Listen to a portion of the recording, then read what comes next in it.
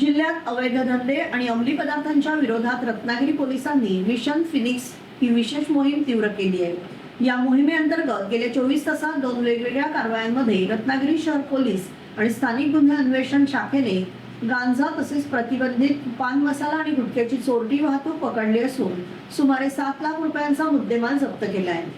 पहिली कारवाई रत्नागिरी शहर पोलीस ठाण्याच्या पथकाने गस्त घालत असताना केली।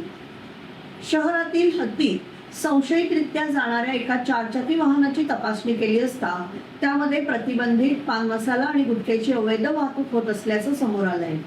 या कारवाईत पोलिसांनी चारचाकी वाहनासह एकूण 6,77,000 रुपये किमतीचा मुद्देमाल जप्त केला आहे। ही कारवाई पोलीस निरीक्षक विवेक पाटील यांच्या मार्गदर्शनाखाली उपनिरीक्षक सागर शिंदे आणि त्यांच्या पथकाने यशस्वी केली। दुसरीकडे स्थानिक गुन्हे अन्वेषण शाखेला मिळालेल्या खात्रीशीर माहितीनुसार मच्छी मार्केट परिसरातील एका केळीच्या वखारीवर छापा टाकण्यात आला। या ठिकाणी अंमली पदार्थांची बेकायदेशीर विक्री होत असल्याची माहिती पोलिसांना मिळाली होती। छाप्यात एका संशयित इसमाकडून 136 ग्रॅम गांजा जप्त करण्यात आला आहे। पोलीस निरीक्षक नितीन भेरे यांच्या नेतृत्वाखाली पथकाने ही कारवाई केली असून संशयिताला ताब्यात घेण्यात आले।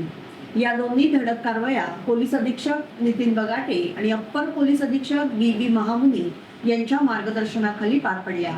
मिशन फिनिक्सच्या या यशस्वी मोहिमेमुळे जिल्ह्यातील अवैध धंदे करणाऱ्यांचे धाबे दणाणले असून अशा कारवाया भविष्यातही सुरूच राहणार असल्याचे प्रशासनाकडून सांगण्यात आले।